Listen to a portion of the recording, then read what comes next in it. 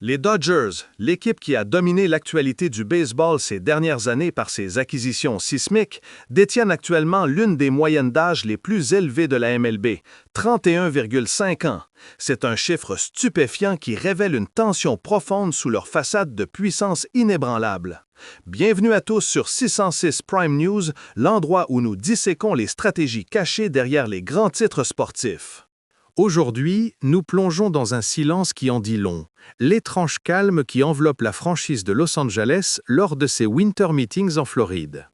Alors que traditionnellement les Dodgers se tiennent au cœur du vortex des tractations majeures, cette intersaison est étrangement morose, un contraste frappant avec les 2 dernières années marquées par les batailles féroces pour Yoshinobu Yamamoto, Shohei Ohtani ou l'acquisition de Tyler Glasnow et Teoscar Hernandez. Ces derniers mois, le seul mouvement notable a été la reconduction du contrat de Miguel Rojas, reléguant de manière inattendue l'une des équipes les plus riches de la Ligue au rôle de second couteau du marché. Les journalistes présents sur place rapportent qu'il n'y a rien à faire pour l'instant, même si des points faibles évidents subsistent, notamment au niveau du bullpen et de l'alignement extérieur.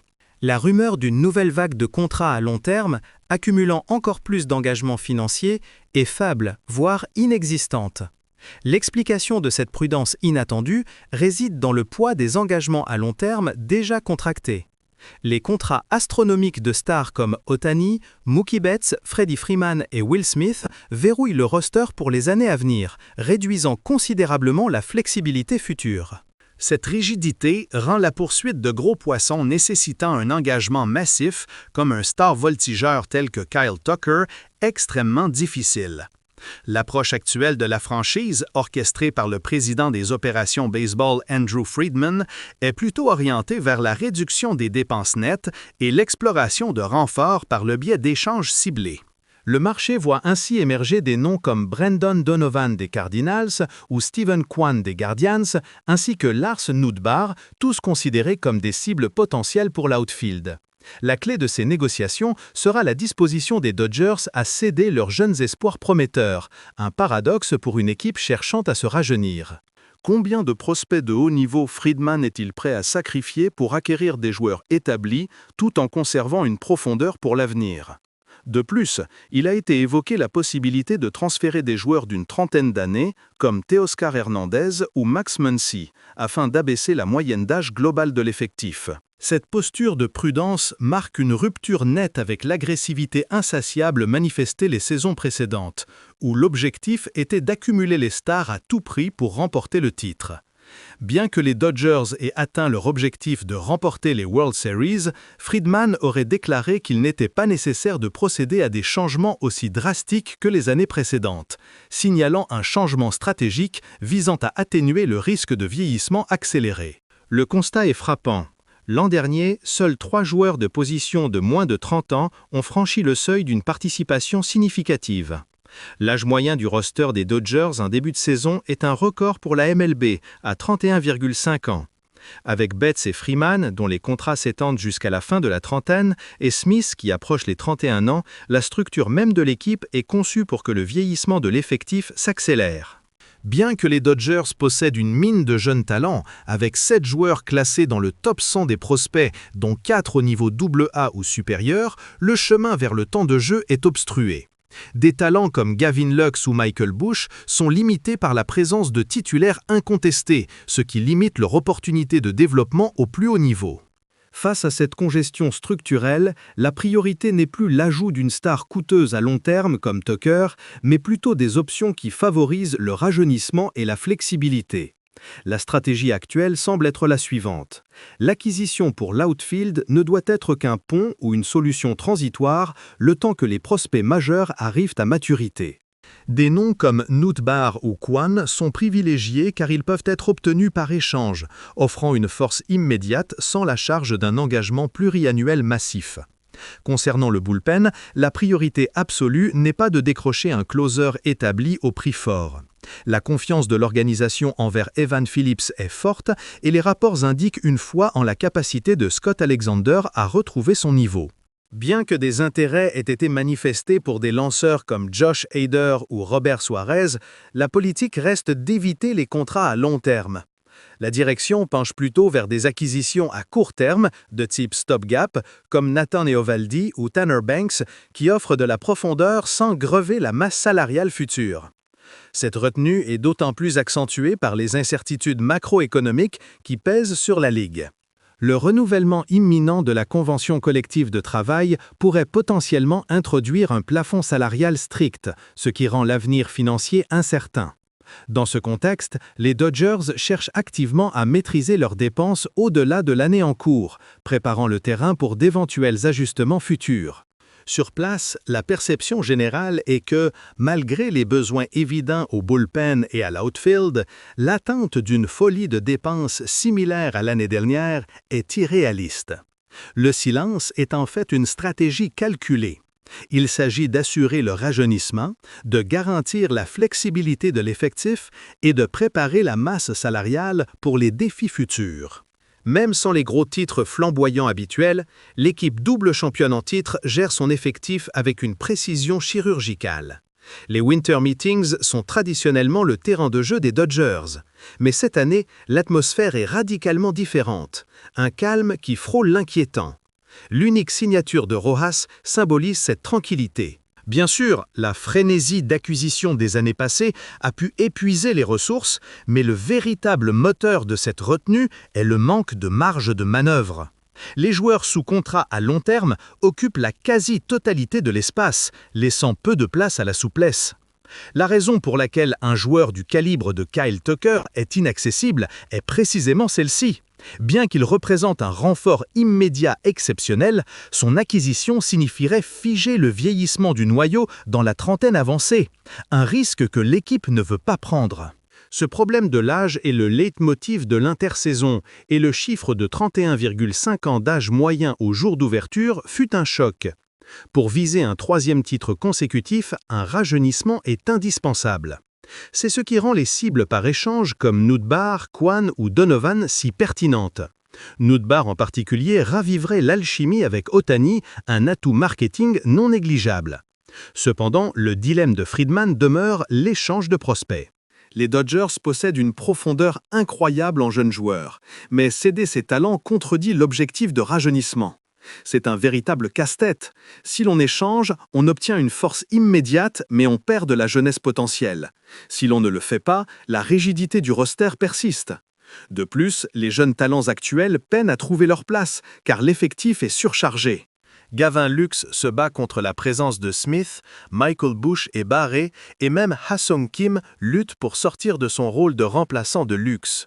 Ce sont les problèmes des équipes trop fortes, les jeunes n'ont nulle part où atterrir. Cette situation justifie la phrase de Friedman « Nous n'avons pas besoin de faire des folies cette année ». L'intersaison est moins une période de recrutement massif qu'un exercice d'ajustement structural. Aucune autre équipe n'a réalisé 3 années consécutives d'acquisition aussi retentissantes. Ohtani, Yamamoto, Snell, Glasnow, le travail est fait. La prudence se manifeste même au bullpen, où l'on préfère faire confiance au retour de Scott plutôt que de payer le prix fort pour un closer établi. Le message est clair, ne pas accélérer davantage le vieillissement de l'effectif. L'outfield reste la seule zone d'acquisition absolument nécessaire, non pas pour une superstar, mais pour un joueur de transition, un connecteur qui peut tenir la ligne le temps que les futurs espoirs éclosent. Toute spéculation sur un retour romantique de Cody Bellinger, bien qu'excitante pour les fans, est entravée par la probabilité qu'il cherche lui aussi un contrat à très long terme, ce qui irait à l'encontre de la philosophie actuelle. Un autre facteur déterminant, discuté en interne, est cette possible introduction du plafond salarial via le nouveau CBA. Être frugal aujourd'hui est peut-être la seule manière de se prémunir contre des restrictions futures. Il serait catastrophique de dépenser sans compter maintenant pour ensuite se retrouver pénalisé par le nouveau règlement. Friedman fait preuve d'une intelligence stratégique remarquable, jouant l'équilibriste entre la puissance immédiate et la viabilité à long terme. Si le calme actuel peut frustrer les supporters, il assure la pérennité de l'équipe. Les Dodgers se préparent pour les années à venir en se renforçant de l'intérieur. De l'extérieur, cela paraît terne, mais en coulisses, la fondation est consolidée. L'objectif est de maximiser l'efficacité avec un minimum d'engagement financier. Le bullpen et l'outfield sont les seules cibles réelles, un constat largement partagé localement. Après tout, une équipe qui aligne Ohtani, Yamamoto, Snell et Glasnow n'a pas besoin de folie. L'équilibre est le véritable objectif. Les Dodgers ne font pas qu'être forts, ils pensent aussi à leur pérennité, ce qui est terrifiant pour la concurrence. Cet hiver silencieux n'est en aucun cas une stagnation. Pour les Dodgers, c'est une respiration profonde, une période de réorganisation pour l'avenir. Après 2 années de course effrénée vers la gloire, cette pause permet de transformer le triomphe passé en un nouveau chapitre prometteur. La vérité, c'est que cette respiration profonde est dictée par le poids écrasant des engagements à long terme. Avec des piliers comme Ohtani, Betts, Freeman et Smith verrouillés pour de multiples années, le plafond salarial des Dodgers, s'il n'est pas atteint, est désormais rigidifié, ce qui limite considérablement la flexibilité future du club. Cette structure rigide explique pourquoi un joueur de la trempe de Kyle Tucker, bien que parfait sur le plan sportif, n'est pas une cible réaliste. Engager une autre star trentenaire sur un contrat pharaonique aggraverait le risque de vieillissement du noyau dur et entraverait toute manœuvre future. L'état-major des Dodgers n'a plus la latitude de dépenser sans compter. La prudence est devenue la stratégie suprême. D'où le changement de cap. Cet hiver sera axé sur les ajustements par échange et la maîtrise des dépenses, privilégiant des cibles moins coûteuses et plus immédiates. Des noms comme Donovan, Nootbaar des Cardinals ou Kwan des Guardians reviennent ainsi avec insistance, car ils représentent des renforts d'impact qui peuvent être acquis via des échanges de prospects plutôt qu'une immersion dans un marché des agents libres où les prix explosent. La question centrale pour l'équipe, riche en jeunes talents, devient alors la suivante. Combien de ces prometteurs prospects, qui constituent la future sève du club, peuvent-ils être sacrifiés pour l'obtention de joueurs déjà établis? C'est un dilemme cornélien, car si l'objectif est bien le rajeunissement, échanger la jeunesse contre de l'aide immédiate est une équation difficile à équilibrer. Ce besoin de rajeunissement est d'ailleurs le thème principal de cet hiver, exacerbé par le chiffre choquant de 31,5 ans, l'âge moyen de l'effectif à l'ouverture de la saison dernière, le plus élevé de la MLB. En visant une 3e série mondiale consécutive, le management sait qu'il doit impérativement abaisser cette moyenne, non seulement en favorisant les jeunes joueurs qui sont déjà dans l'organisation, mais potentiellement en se séparant de trentenaires établis, qu'il s'agisse de mouvements impliquant Teoscar Hernandez ou même des décisions complexes concernant des joueurs plus expérimentés dont les contrats sont courts. L'analyse révèle aussi un goulot d'étranglement majeur au sein du club. Les prospects hautement cotés comme Gavin Lux ou Michael Busch ont du mal à trouver une place garantie dans l'alignement en raison de la présence constante des stars verrouillées. Et c'est là que le génie tactique d'Andrew Friedman entre en jeu. L'objectif n'est plus la conquête massive d'un joueur, mais l'optimisation des ressources existantes et le déblocage des jeunes talents. Les ajouts au champ extérieur, s'ils ont lieu, sont ainsi envisagés comme des solutions transitionnelles qui comblent le vide le temps que la prochaine vague de prospects soit mûre. La quête d'un voltigeur de centre ou d'un joueur de coin doit avant tout garantir la flexibilité de l'effectif à long terme. Quant au bullpen, l'approche est tout aussi calculée. Contrairement à ce que l'on pourrait attendre d'une équipe visant la série mondiale, la signature d'un closer élite et coûteux n'est pas la priorité absolue. La confiance de l'organisation envers Evan Phillips ou même une possible résurgence de Joe Kelly et la quête de bras intermédiaires à court terme signalent clairement un désir d'éviter tout engagement financier lourd et risqué pour la relève. Derrière toutes ces décisions d'austérité relative, il y a aussi l'ombre du prochain accord de négociation collective, le CBA, qui pourrait potentiellement introduire des contraintes comme un véritable plafond salarial. Pour les Dodgers, il est impératif de garder des marges de manœuvre financières pour l'après 2024. Le silence de cet hiver n'est donc pas le signe d'une équipe qui se repose sur ses lauriers, mais plutôt celui d'une organisation qui planifie méticuleusement son avenir, s'assurant que la fenêtre de championnat reste ouverte pour les années à venir sans compromettre la santé financière ni accélérer le vieillissement de l'équipe. C'est le prix de la pérennité. Les Dodgers ont fait le choix, non pas de la stagnation, mais de la stratégie. La voie est désormais tracée. Ajustement tactique et rajeunissement sont les clés pour viser un triplé historique. Dites-nous ce que vous en pensez. Ce virage stratégique vers la prudence est-il la meilleure approche pour les Dodgers? Ou aurait-il dû saisir l'opportunité d'ajouter une dernière superstar pour garantir le triomphe immédiat? Laissez vos commentaires, likez et partagez cette analyse et n'oubliez pas de vous abonner à 606 Prime News pour ne manquer aucune de nos prochaines analyses approfondies.